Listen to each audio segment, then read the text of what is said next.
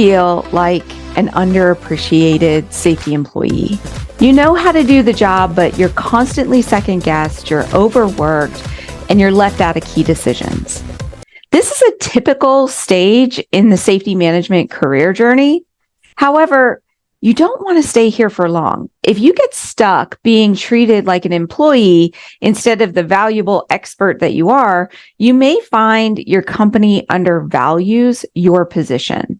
And this can be stressful when the economy changes and shifts, and that typically happens every 2 to 4 years. So let's talk about bulletproofing your career. But first, if you're new around here, hi, my name is Bri Sargent. I am a CSP and a self-proclaimed safety geek. After years of starting safety programs from scratch and training safety managers around the globe for a large corporation, I now share my strategies and expertise with you. If you like my vibe, make sure that you click that subscribe button so that you don't miss out on how to change your status from a safety employee to that rockstar safety executive. Alrighty, now let's get to how to bulletproof your career. Now, you might be thinking like, safety is too important to fire. When times get tough, when the recession hits and conditions get hard for your company, you might be thinking like, no, you're too important to fire. Like that's the last thing they would want to do is fire safety. And you may think that you have job security just because of your position and your role. And safety is a critical role within the workplace and within any organization. For one, we are a profit center. We actually make the company money. We positively affect all the other areas of the business. This is one way that we are extremely valuable. And we are so busy, like our to-do list is so long. Who the heck are they going to get to do all that?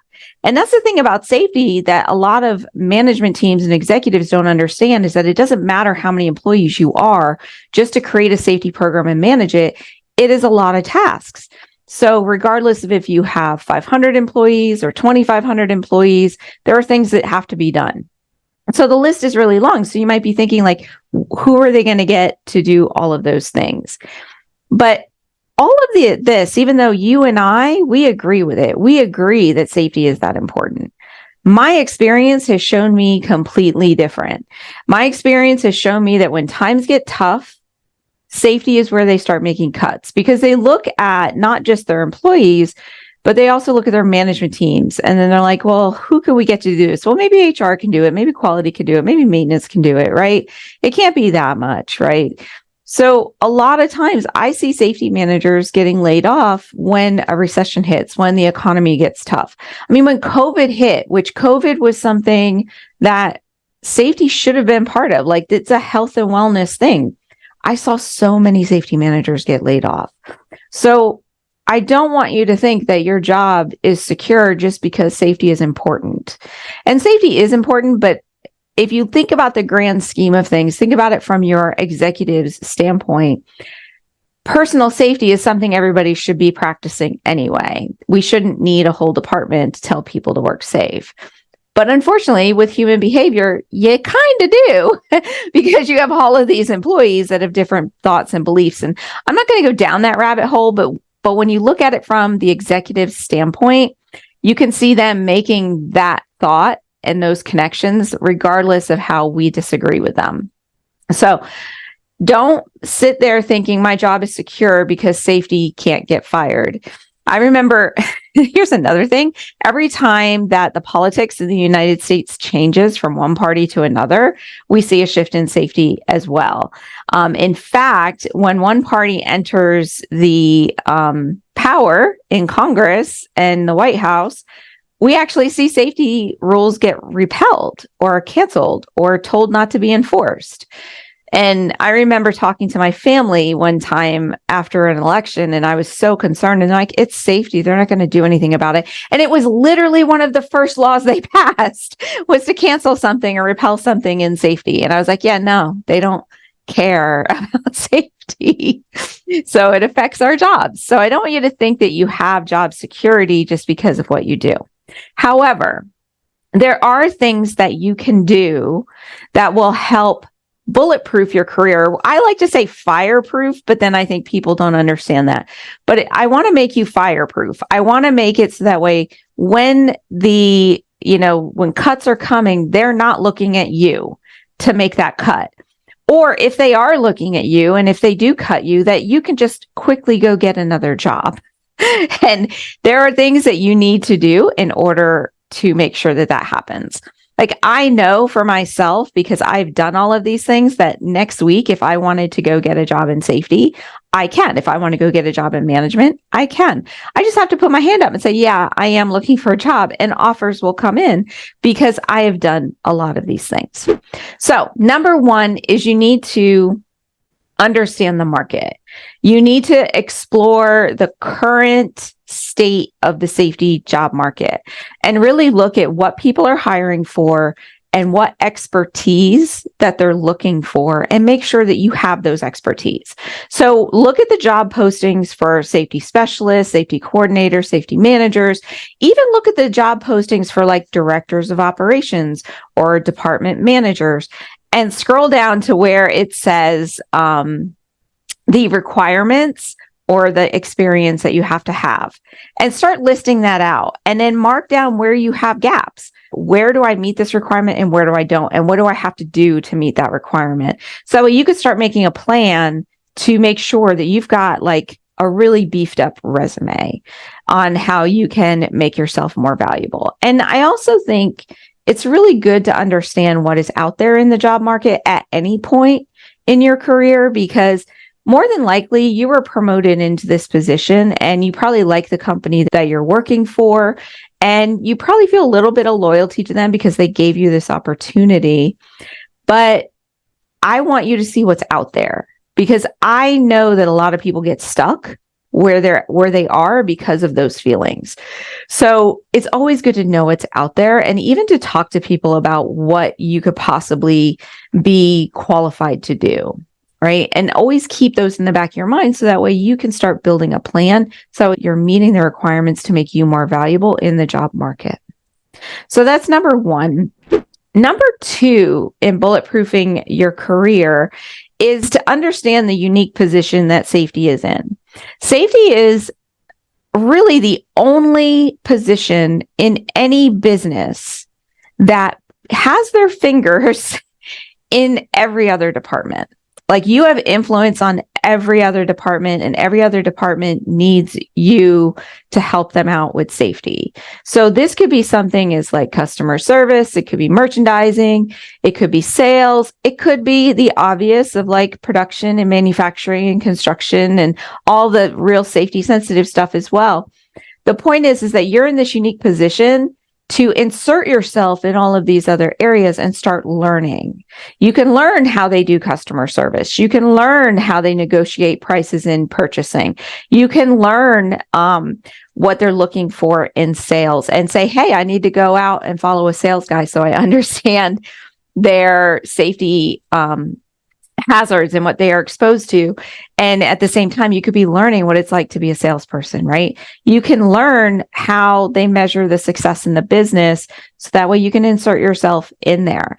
And that is the unique position you're in. So when you start gaining all the skills from all the other departments, like you know how to run an operations department, you know about a little bit of accounting, and you know a little bit about customer service, you know a little bit about negotiating. When you go into the job market, your resume just looks amazing because you can list all of those skills. Like, hey, yeah, I helped our team with negotiations and on purchasing product, and I saved them, $10,000 a year on this one product, and we're working on doing it for 3 others. And that makes you valuable in the marketplace. So basically, and I think I said this in a previous episode where I was like, don't stay in your lane. Don't stay in your lane. Really make sure that you're looking out for yourself and your own skills, so that way you could take what you have. Because like if a warehouse worker all of a sudden wanted to follow a sales guide, that just couldn't happen.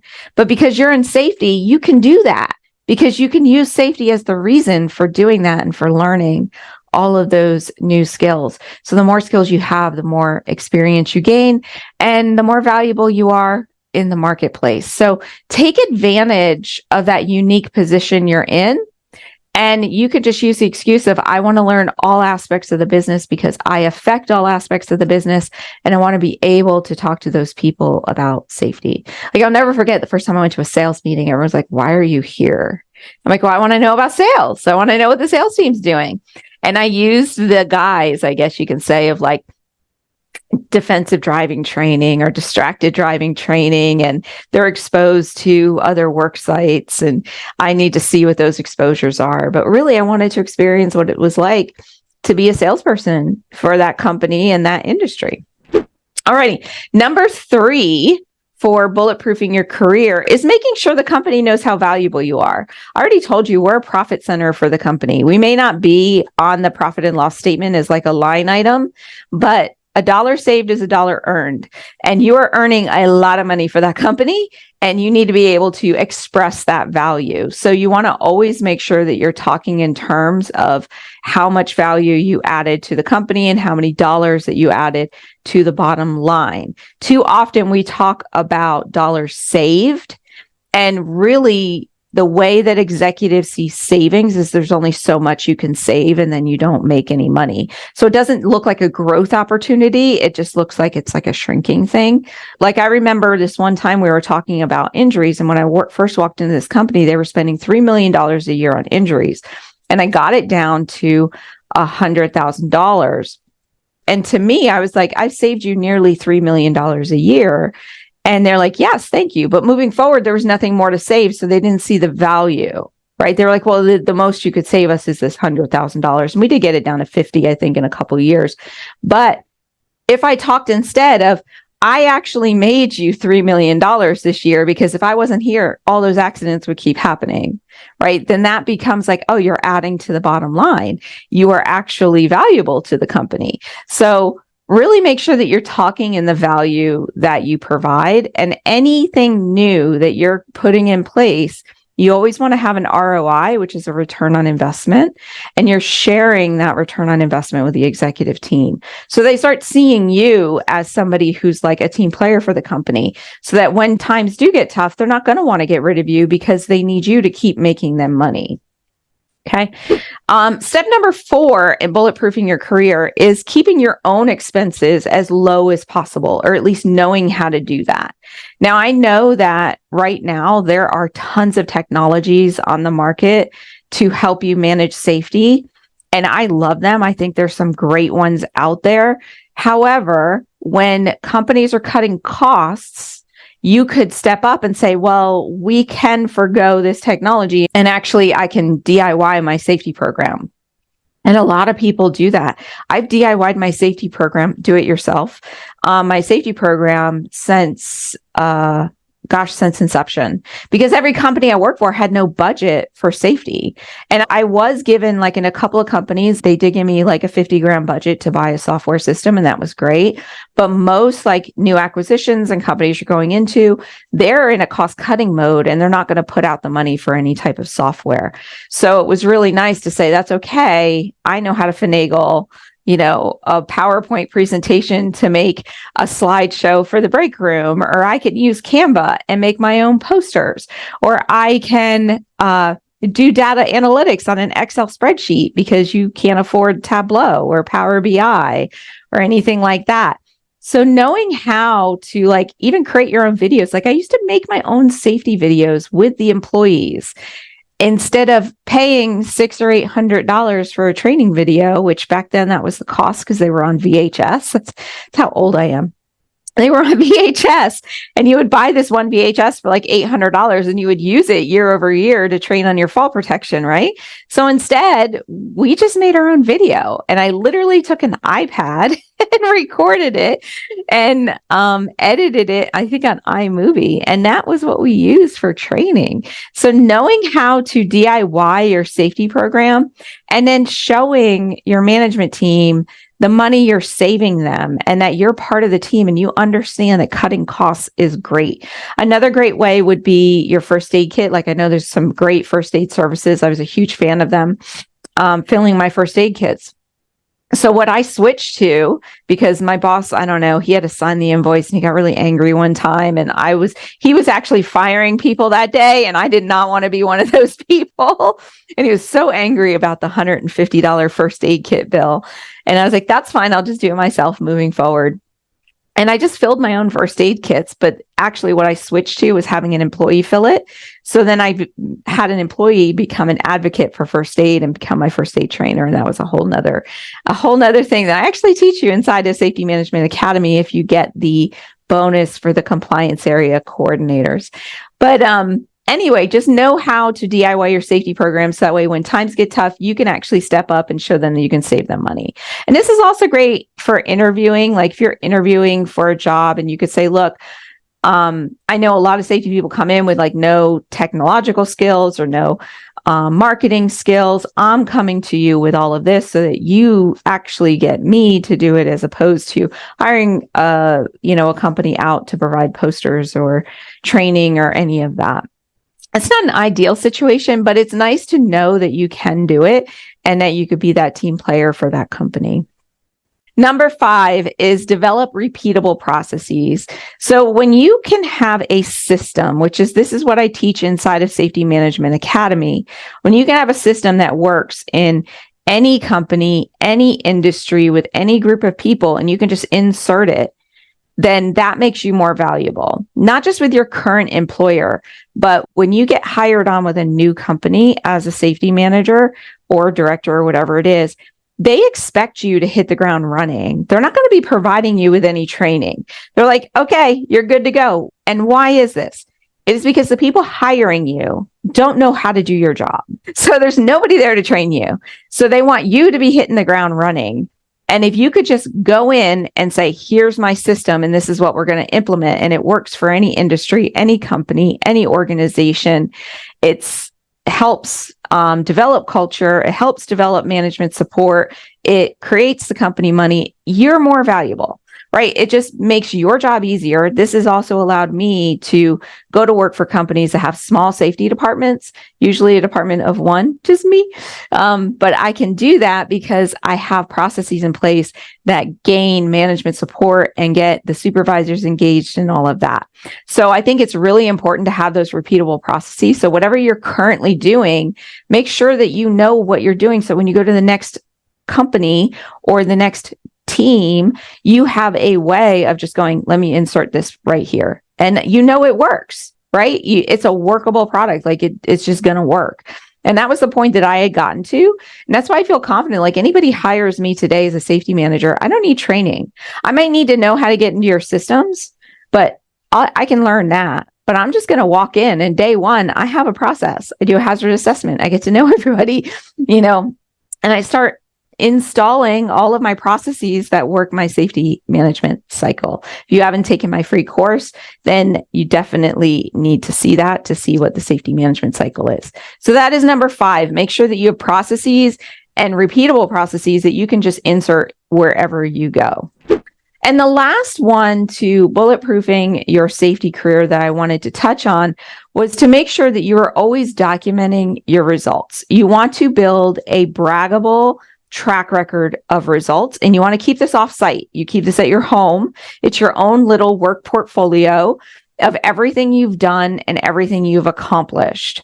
So that way, no matter where you go, you can say, here's proof that I am an asset to your company. I was going to use a bad word there, but I'm an asset to your company. I'm valuable. You want to hire me. And this is also proof come annual review time or performance review time.